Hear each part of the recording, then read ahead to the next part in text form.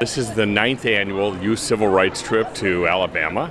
We're taking about 100 New Orleanians to Selma and then to Birmingham, Jewish students and African American students, to learn the history of civil rights and how our communities have helped and interacted with each other over the years. Well, I think it's important for our youth to understand and know the history. It's been some years ago, but history is very important in terms of making sure that we don't repeat mistakes, that our society comes together and unifies, and I've just been thrilled to be able to bring the youth to Alabama. Again, this is 9 years that we've done this, and kids come away with a great understanding not only of the civil rights sites, but understanding and learning from each other. It's a lot of fun for the kids. The Jewish Federation of Greater New Orleans is the umbrella organization for the Jewish community of New Orleans. We do so many things. We do marketing. We have an annual campaign where we fundraise to support our agencies. We do different initiatives in terms of outreach to the Greater New Orleans community. We have lots of programs going on between the Jewish and African American community, our LGBT community. So a number of things. We take missions to Israel and other places around the world. We try to promote Judaism and make sure that our community is unified. It's an opportunity for my law firm, to participate in the education of young kids in the history of America, and essentially in terms of how the African American community and the Jewish community work together to get the civil rights that we enjoy today.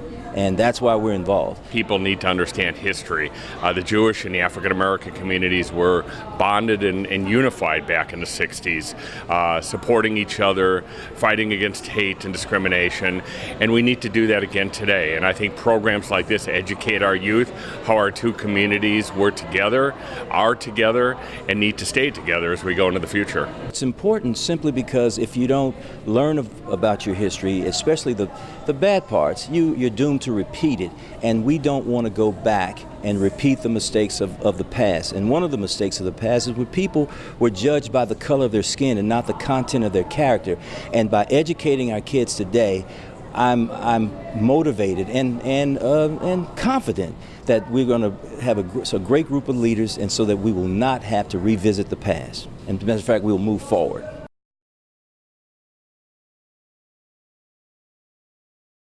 I was 11 years old in 1965, and times were vastly different than they are now. I grew up during a period in this nation that believed in segregation, meaning separate everything. It doesn't have to be equal, it's just separate. And most of those laws were made to make African Americans feel inferior.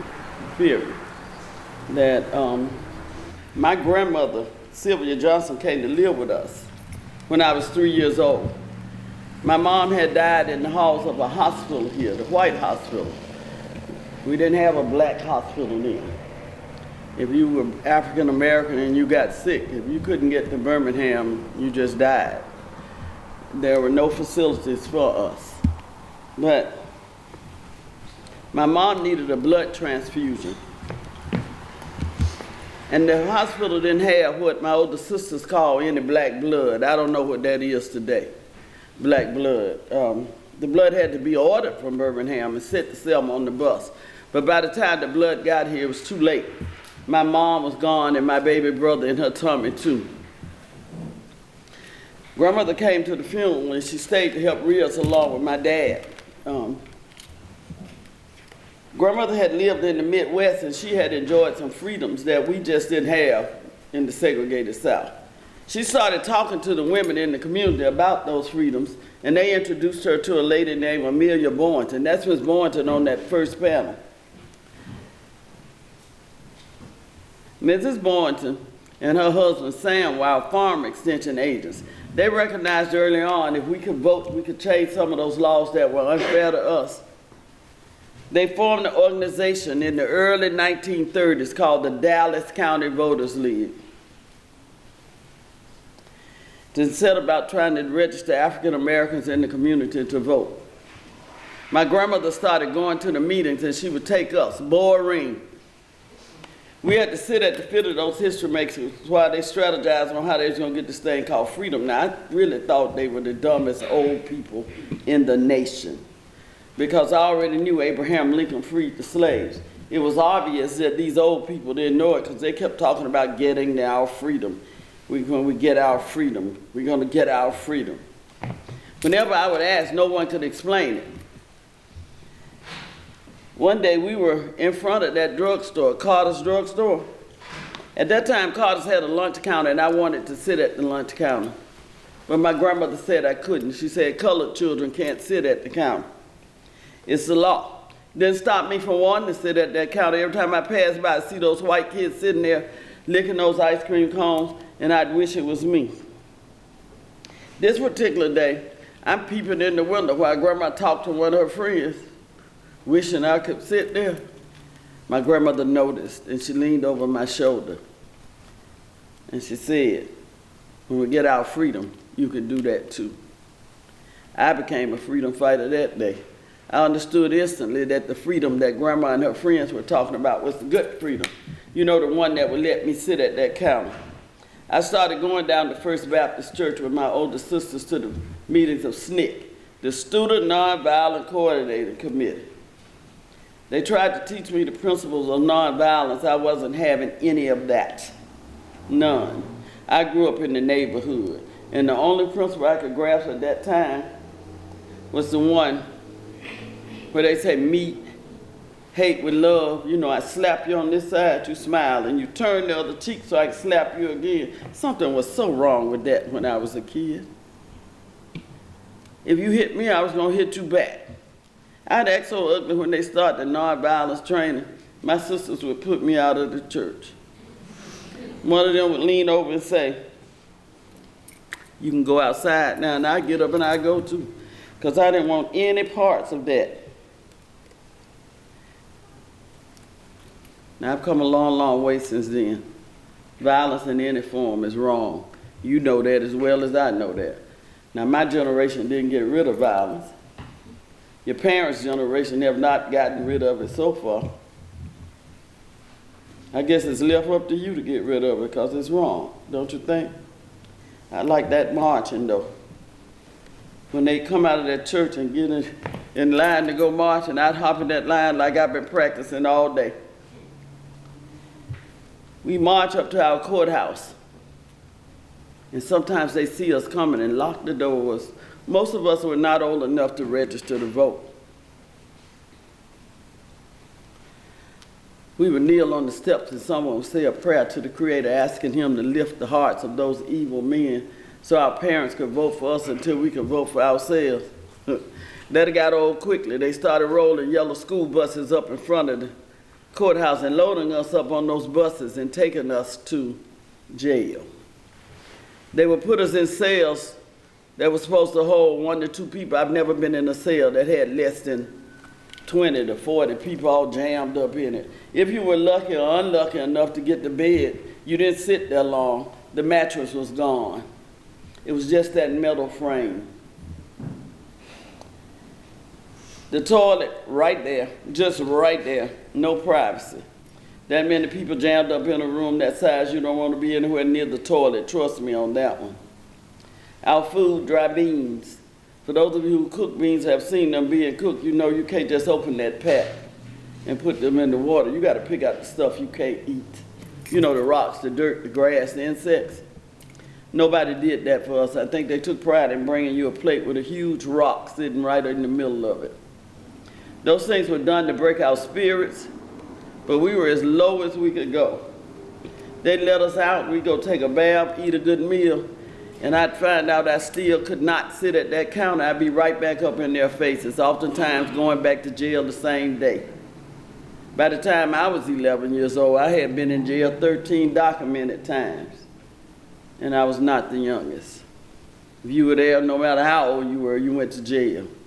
In December of 1964, a letter of invitation was written to a man named Dr. Martin Luther King, Jr., inviting him to Selma to speak at a program on Emancipation Proclamation Day, January the 1st.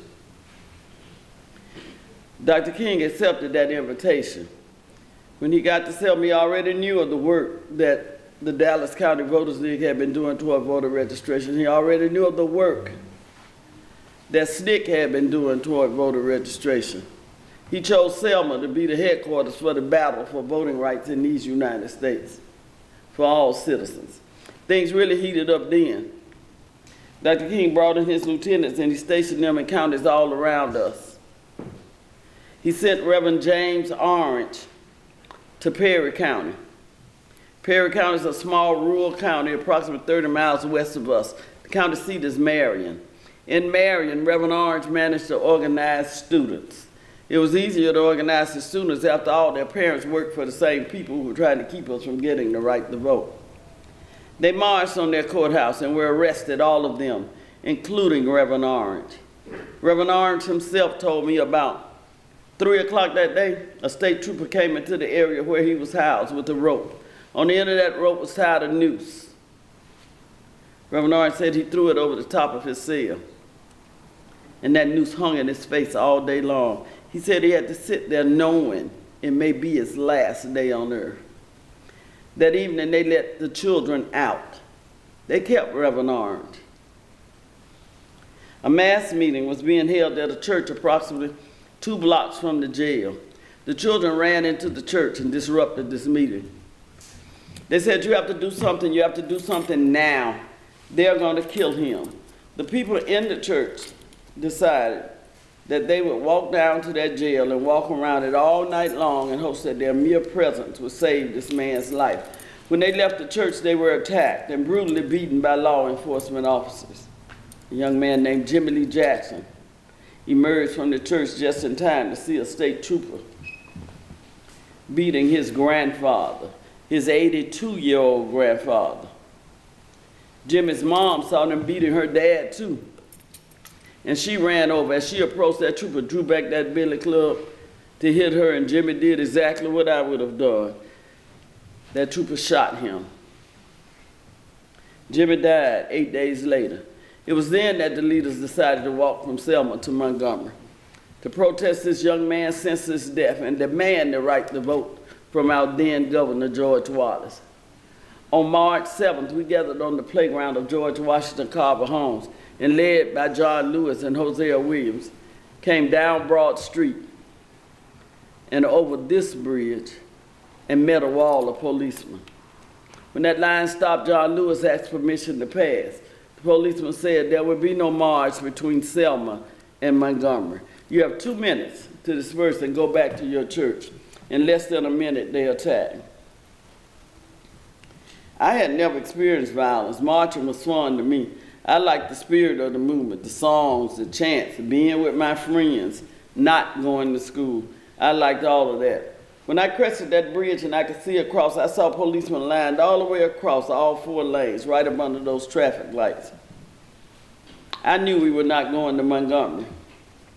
As I descended further, I saw that the service roads were lined with policemen, just filled with policemen. Some standing, some sitting on police cars, some sitting on horses, which further affirmed we were not going to Montgomery that day.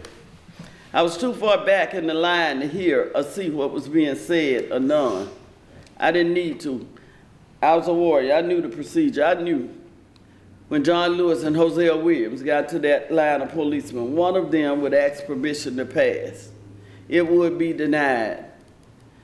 John and Hosea would go down on their knees and we would follow suit. One of them would say a prayer. And after prayer, we'd stand up and go back to where we started from. We either plan a new strategy or just regroup and come right back. I'm standing there waiting for the front to go down when suddenly I hear gunshots and screams. I think they're killing the people down front. Before we could turn to run, it was too late. They came in from both sides, the front and the back, and they were just beating people. Old, young, black, white, male, female. It didn't matter. They were just beating people.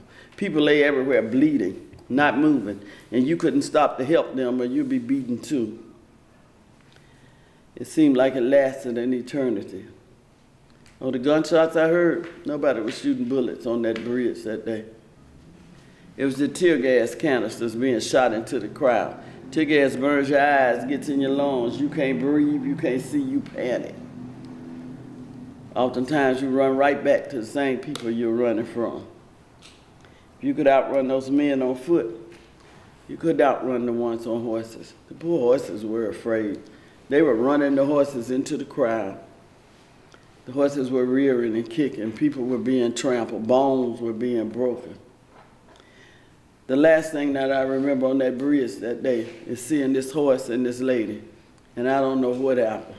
The man on the horse hit her and she fell. Did the horse just run over her? I don't know. I do know as I sit here 54 years later, I can still hear the sound her head made when it hit that pavement. The next thing I remember, I was right out here on the side of this very same building, in the back of a car.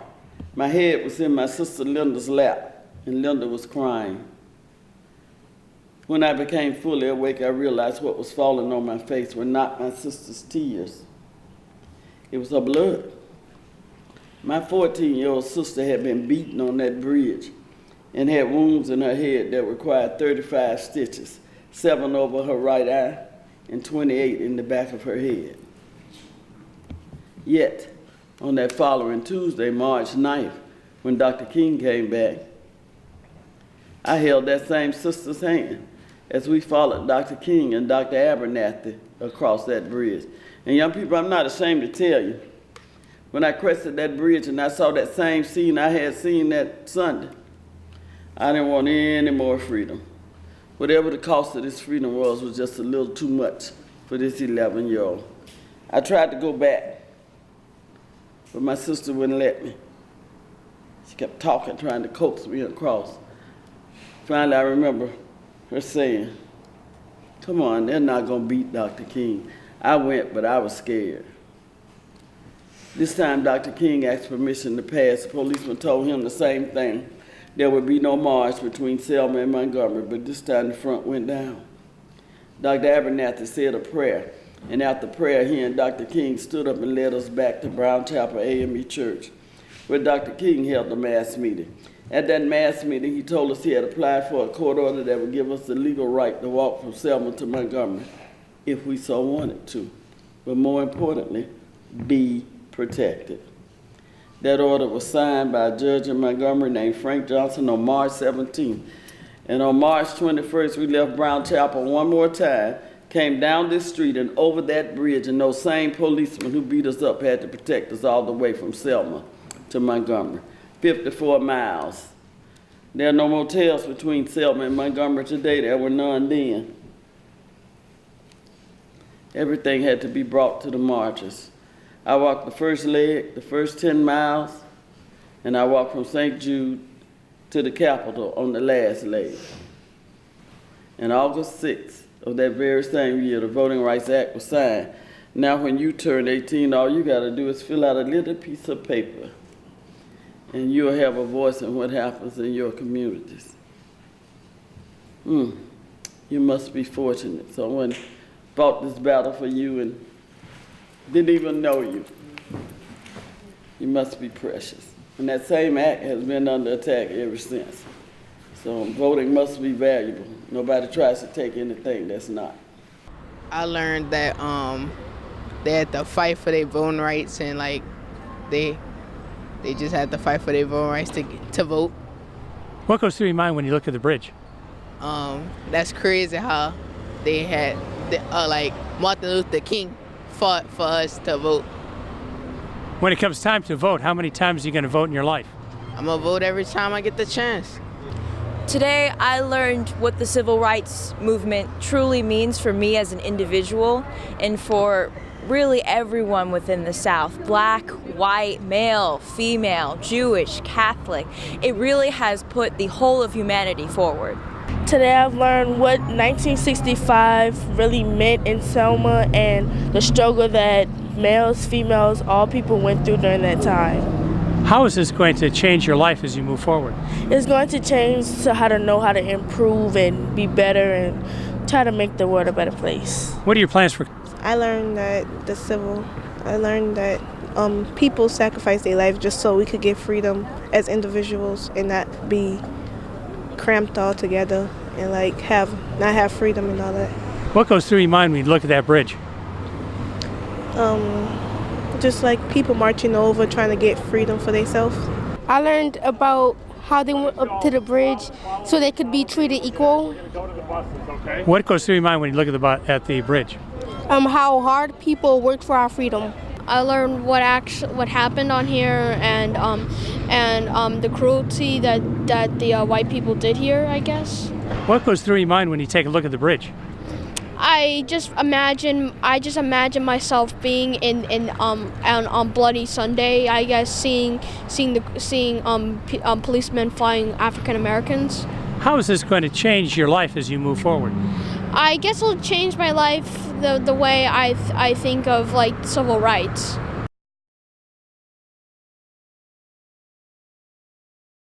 Let me give you a brief synopsis of our church so that you can get an understanding of why 16th Street plays an important part of the history of America.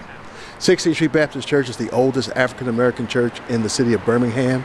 It was organized in 1873, 10 years after the Emancipation Proclamation, 10 years after President Lincoln decided that he wanted to secure the freedom of black people. And 16th Street Baptist Church had a dual purpose in the Jim Crow South. It was a place for spiritual formation and a place for social recreation, because in the Jim Crow South, black people couldn't go to an Alabama theater, to a civic center, or to a convention hall. So when they wanted to have major events, they would bring them to the 16th Street Baptist Church.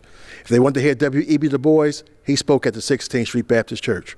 Booker T. Washington spoke at the 16th Street Baptist Church. Paul Robeson spoke here. Jackie Robinson spoke here. Mary McLeod Bethune spoke here.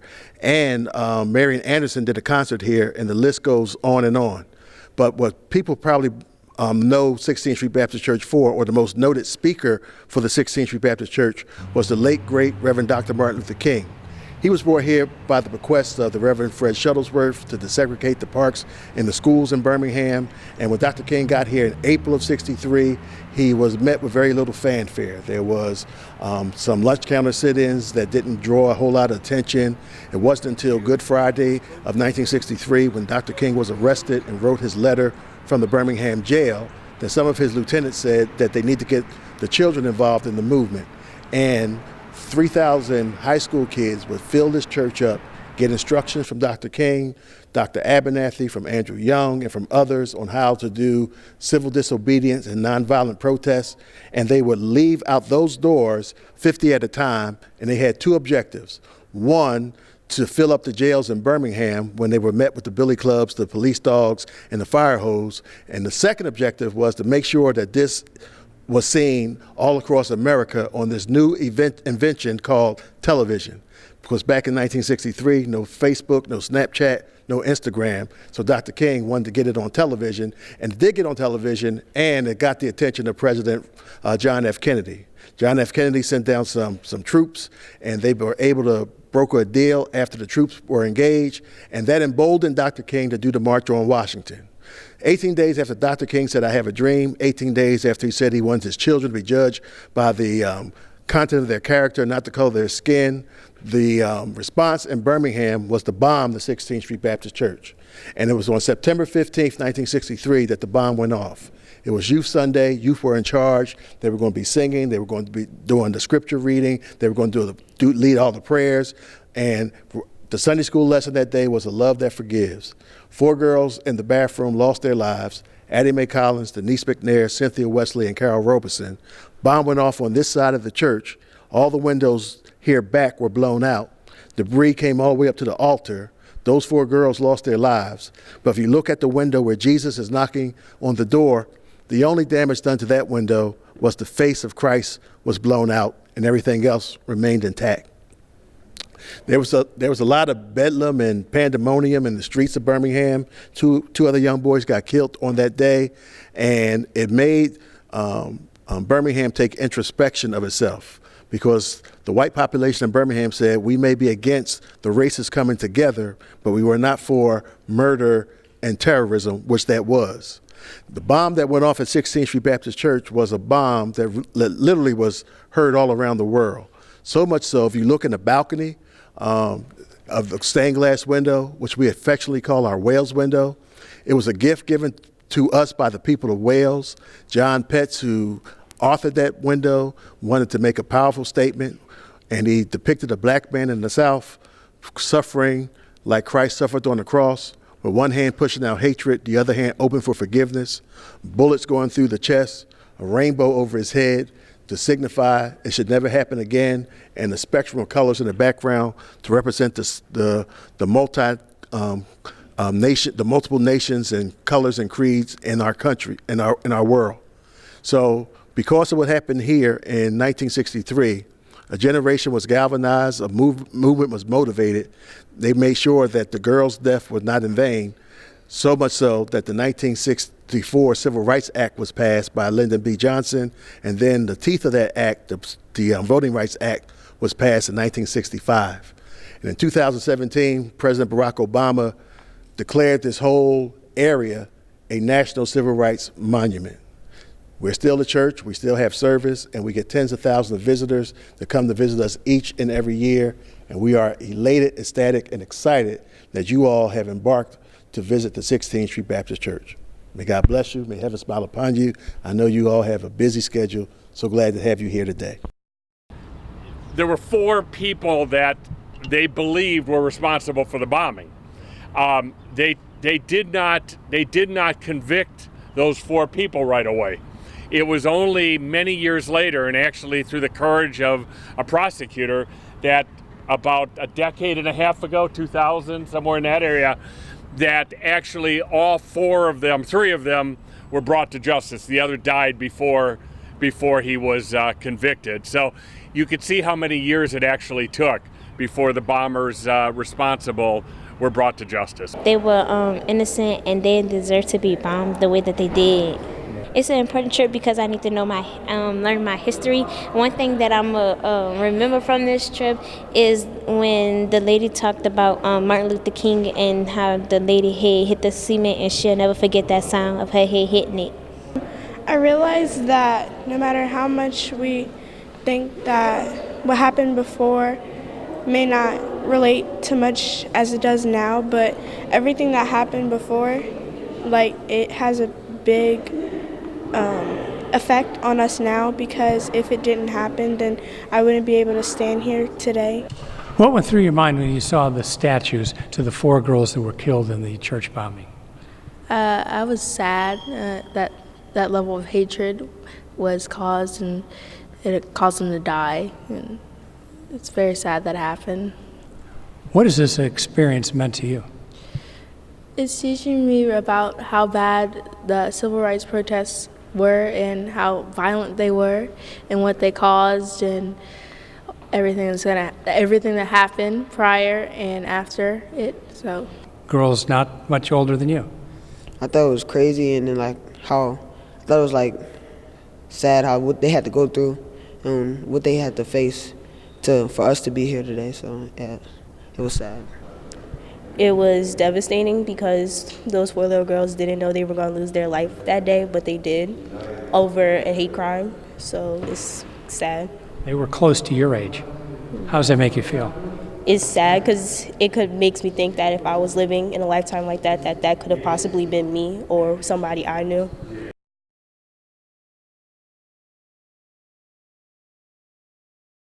We are standing in Kelly Ingram Park, and Kelly Ingram Park was the site of many of the civil rights demonstrations and I assume that you guys know about the civil rights movement that happened in the 50s and 60s. At that time, Birmingham was known as Bombingham because of all the bombs that were going off by the Ku Klux Klan and the White Citizens Council. And as the movement grew and people started not fighting back, but civil disobedience, protesting and marching and boycotting, Kelly Ingram Park was where they would gather. The 16th Street Baptist Church is right there on the corner. Are you familiar with what happened on September 15th, 1963 at the church? Any of you young people? Okay, a bomb went off that Sunday morning, killing 4 little girls who were in the basement in the ladies' room getting ready for church. It was, and then after that, 2 young boys were killed in the aftermath. One was riding his bike, and the other one, if I remember correctly, was killed by police. So what are we doing here in Kelly Ingram Park? I'm with the Birmingham Holocaust Education Center, and back in 2010, this is the Anne Frank tree. Back in 2010, the Anne Frank Center, first of all, Anne Frank was a 14-year-old girl who lived most of her years during World War II in hiding. Why was she hiding? Because she was Jewish. She was living in Amsterdam, and when the Germans took over, occupied Amsterdam, she and her family went into hiding. They lived in a secret room in the attic of some friends for about 3 years, and she kept a diary. Have y'all heard of the Diary of Anne Frank? Yeah. Okay. And so the Anne Frank, you can go to this day, you can go to Amsterdam, and maybe one day you guys will have that opportunity and see where Anne Frank and her family hid. Unfortunately, they were found, and Anne Frank and her family were sent to concentration camps, and Anne Frank died in Auschwitz in 1945. She was 14 years old. So in 2010, the Anne Frank Center in Massachusetts decided that they were going to take saplings, they were going to, from the horse chestnut tree that Anne Frank used to see from her hiding place. It was the only bit of nature that she could see from a teeny tiny window, and she would write about it in her journal. Could you imagine being cooped up inside for years and years with only that little bit of life to see outside your window? But she would write about this horse chestnut tree. And the Anne Frank Center were going to take saplings, 10 saplings, and give them to places in the United States that had witnessed injustice or had witnessed some kind of moral devastation. So at that time, I was working for the Birmingham Jewish Federation, and we decided that we were going to partner with the 16th Street Baptist Church, the Civil Rights Institute, the Birmingham Public Library, Birmingham Parks and Rec, and the Jewish Community Relations Committee. And we were going to request one of those saplings. I mean, where else would be appropriate but Birmingham, the site of the civil rights movement, where for so many years so much violence went on in these very spot that you're standing in. And today we work towards compromise and community and making sure that nobody is discounted or discriminated against. What is important about this tree is it's the only symbol in this sacred space that is Kelly Ingram Park that is not directly related to the civil rights movement. And I've spoken to many groups about this, and I always say that. And the last time I spoke, somebody contradicted me. And they said, no, that's not true. It is related to the civil rights movement. And they gave me their explanation, and I'm going to share that with you because they're right. The Holocaust, occurred from 1939 to 1945. 6 million Jews were killed. 3 to 4 million were children. Were young people your age. They were killed for one reason, because they were Jewish, or and besides Jews, kids with disabilities, people who were homosexual or Catholic or gypsies, anybody who wasn't perfect in the eyes of Hitler was exterminated just for being different. Well, before Hitler came to power and the concentration camps were built where the exterminations took place, there were a set of laws that were written up called the Nuremberg laws, and these laws were designed to dehumanize and demoralize the people of the Jewish religion. Their businesses started to be closed. They had to wear a yellow star. They couldn't, their jobs started to be taken away. It was a systematic dehumanization of a faith. Well, the Jim Crow laws were based on the Nuremberg laws. The ones the laws that were used to discriminate against African Americans in the South and other places in the United States, they were patterned after these laws. So there's a connection. And as you guys know, because I can tell I'm talking to a very bright group of kids, if you're on this trip today and eager to learn, any time that you make someone less, it is a terrible thing. And the lesson that we like to teach by repeating the stories of the Holocaust and the Civil Rights Movement is to never be complicit, to never be a bystander. If you see that someone is being treated differently or you're being treated differently because of a difference, whether it be your faith, your color, your gender, whatever, then you need to stand up and say something.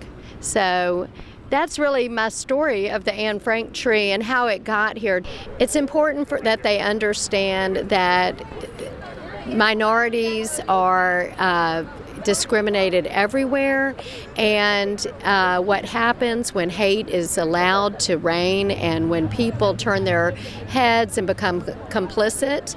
Anne was a victim of the Holocaust where 6 million Jews were killed, and Kelly Ingram Park is also the space where people died for their human rights, and because they were different, because they were not the same color or religion, this is what happens when people allow injustice to take over. At a young age, how she hid and did a lot of stuff for us, and wrote down just a adversity tree basically with her life. Are you going to read the Anne Frank diary when you get home? Yes, sir. What did you think about the Anne Frank tree? What's the lesson of Anne Frank? It shows how that tree represents how history has really affected us nowadays and how that we shouldn't repeat history. So it's like a symbolization that this happened, so it shouldn't happen again. I learned that it's a very symbolic tree. It's more than I thought it was. I thought they just named the tree after Anne Frank, but it really does have a very interesting history. Also, I feel like I didn't know Birmingham had such a deep history in civil rights, and it was really interesting to learn that.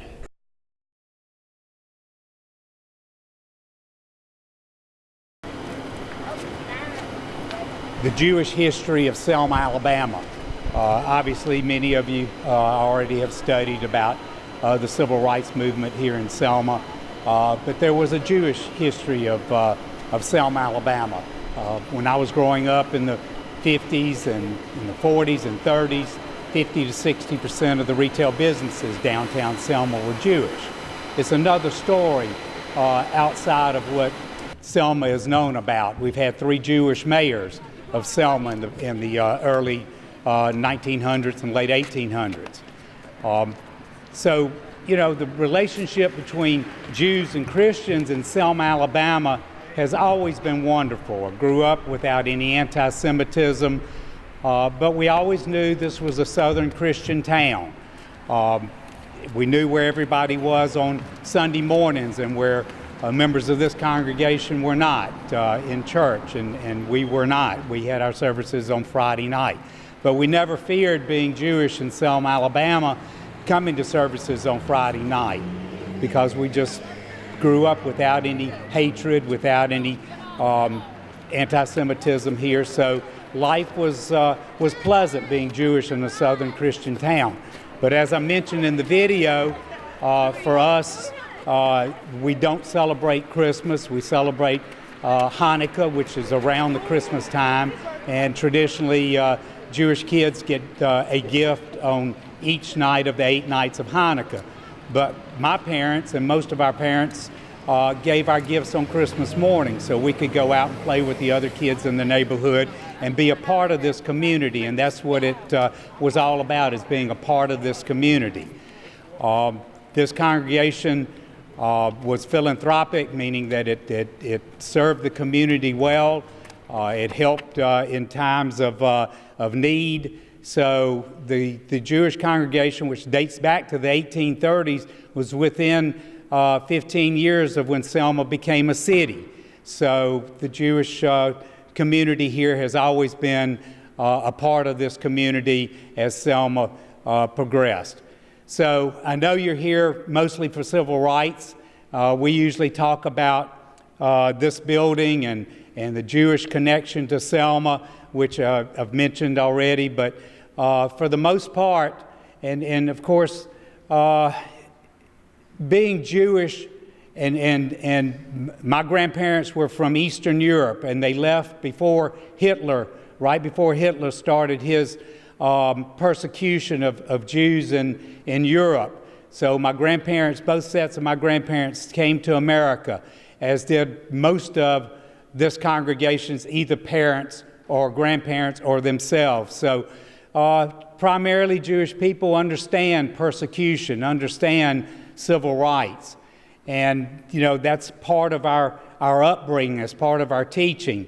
So life in Selma for most of these immigrants was good. They were in a place where they could provide for their family. They were in a place where they could worship without persecution.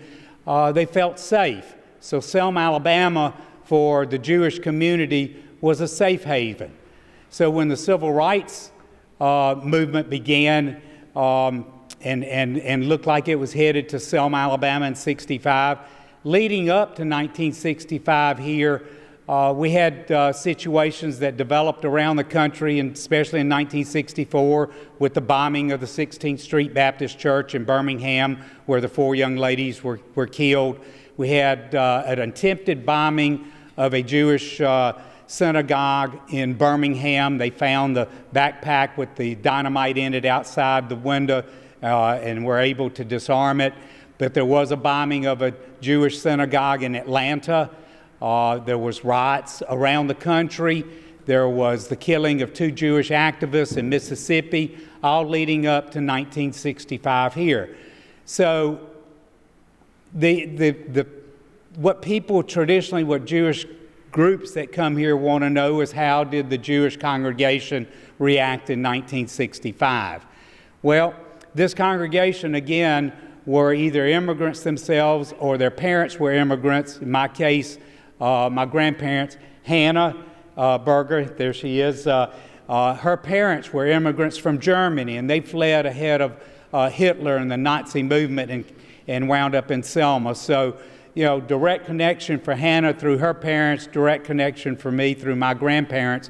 But a lot of the Selma citizens here were either immigrants, like I said before, or their parents.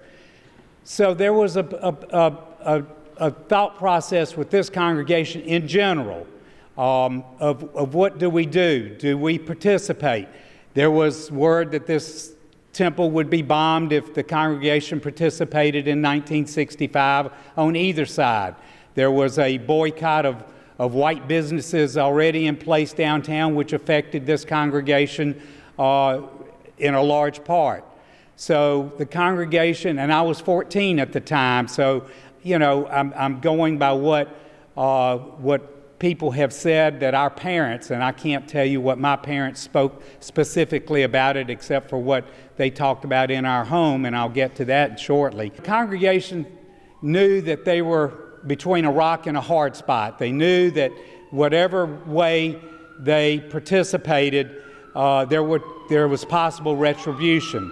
So what they felt was, we need not react. You know, again, their history was persecution. They fled, you know, from persecution. Life here was good. So for the most part, this congregation was not involved specifically in the civil rights movement here in 1965. That's not to say that there weren't some congregant members that helped activists that came here to make a difference in 1965, and that's not to say that there weren't some segregationists that were part of this congregation. But for the most part, this congregation was not involved. Our rabbi, who was our leader, congregant leader, was a German descendant himself. He wasn't involved. He didn't want to participate. So our leader, in some respects, was not the person standing up and directing this congregation.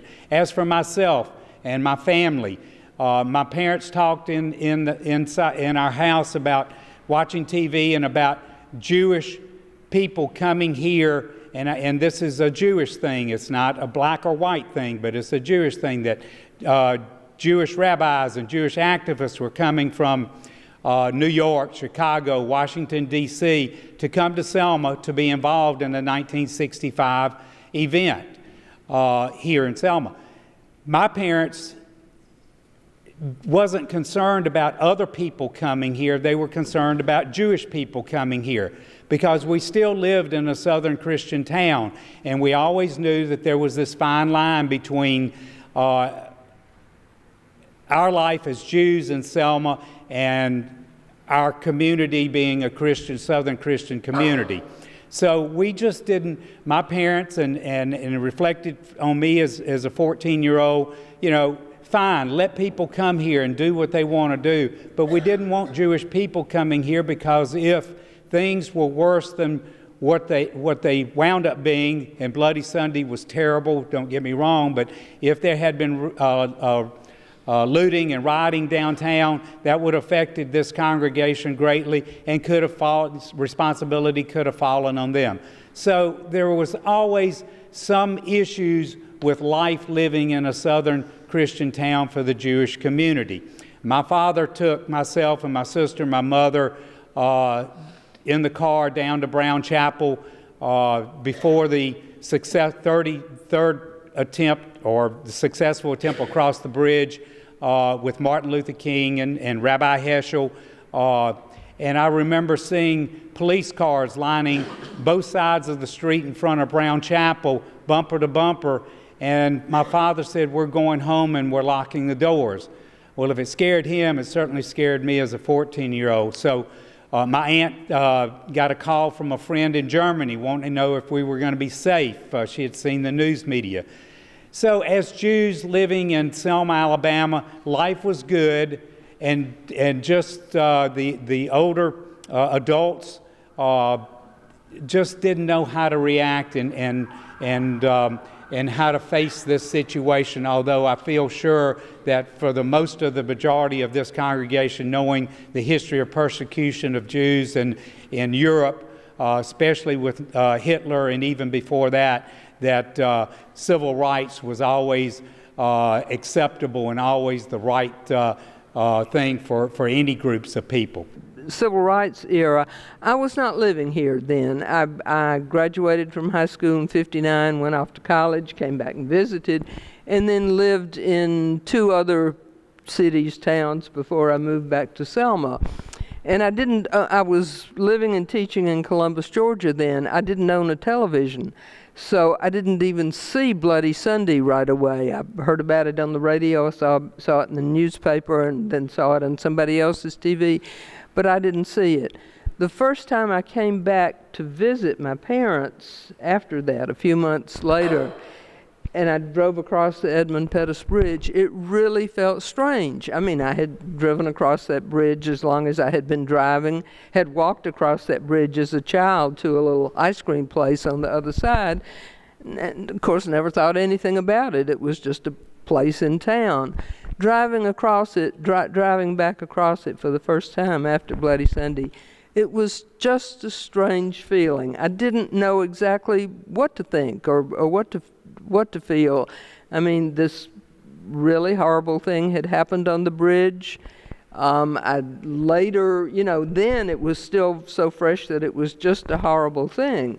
Later, as the years went by and as history is a focal point in Selma and people come from all over the country and really from all over the world to retrace the footsteps and to learn, it was a horrible thing, but it has also turned out to be an important learning event for the whole country. And I can tell you, my mom's from Montgomery. From a Jewish perspective, the Klan was very active there, and she was petrified. My family was petrified. And a result of that, you didn't know how to act as Jewish people. From a Jewish value standpoint, I can say that the vast, vast majority of people across the country were supportive of all of the civil rights. But for those that were right here in the South, it wasn't that easy. And I think you told a very honest story of what history is all about. And we'll get more of that in Birmingham when you see the Anne Frank tree today and the park that's been open there. But I think it's important for this trip that you're taking to take it all in, understand all of the real honest history, not revisionist history, so that you could formulate your own opinions.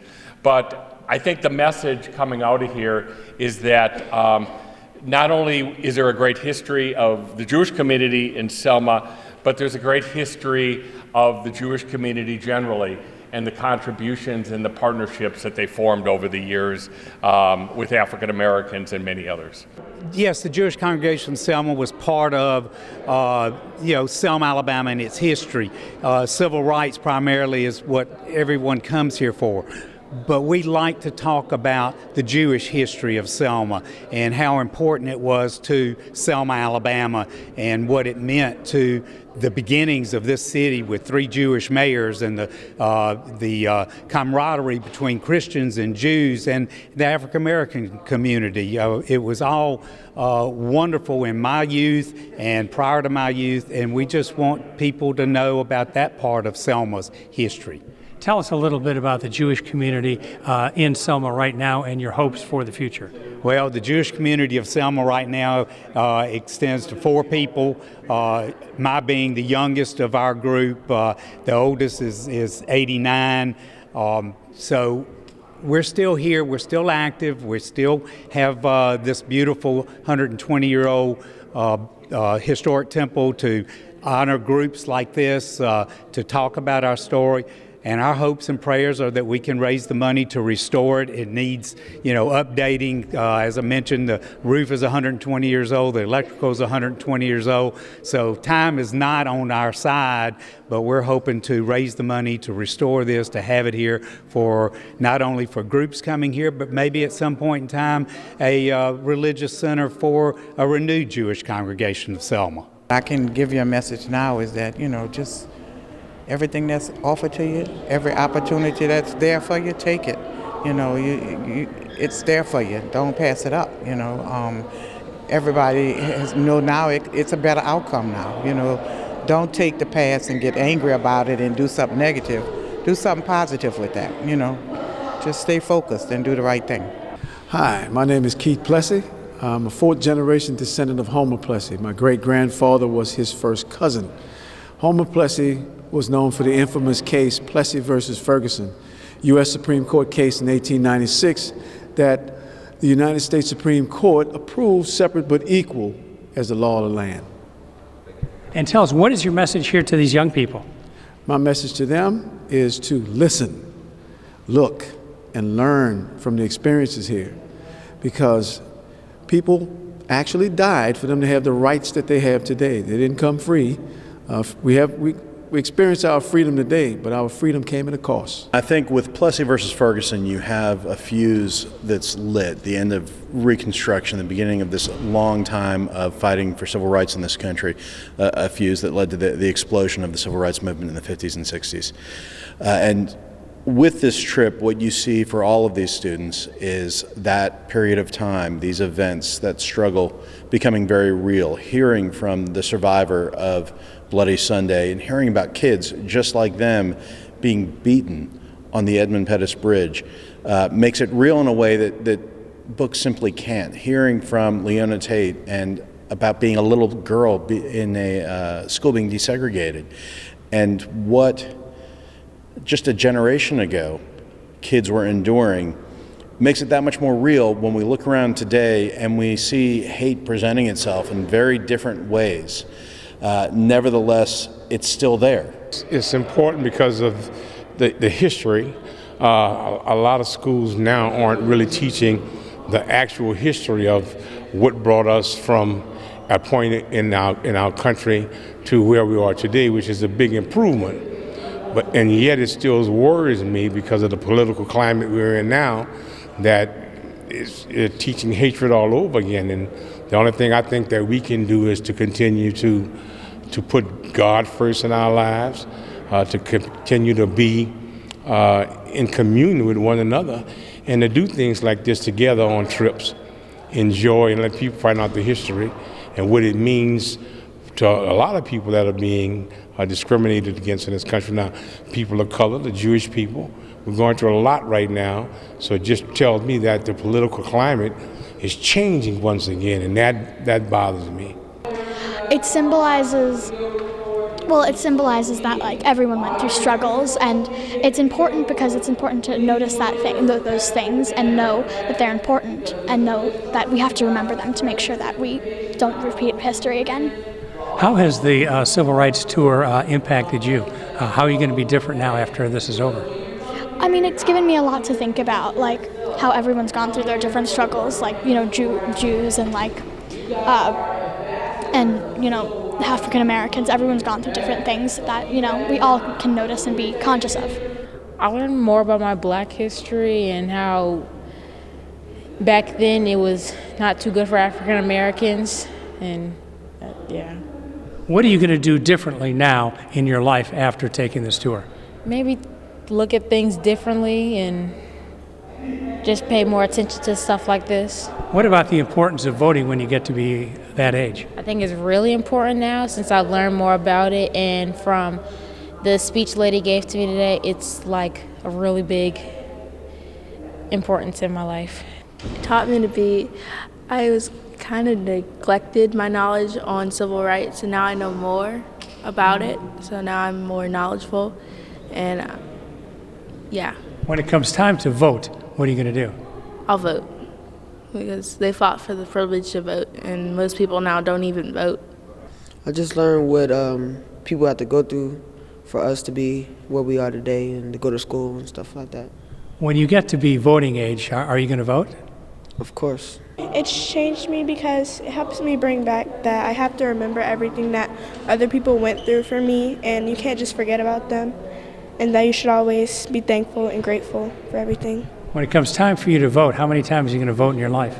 Every single time that I can. Right now, with anti-Semitism at its greatest height, in my opinion, to what it was since World War II, they just need to learn about society and to be, you know, to be a part of what's good in society, and to try to spread the word of goodness and greatness, and perhaps those things like Pittsburgh and whatever else bad is happening in this country and around the world, not just this country, will be able to subdue some of that, and it's taking the young people to do that, to make that difference, to change what is going on with people today. So it's on the back of the youth, and hopefully by listening to all the sides of stories, they will come away with the right side, and be able to make a difference in the world today for that.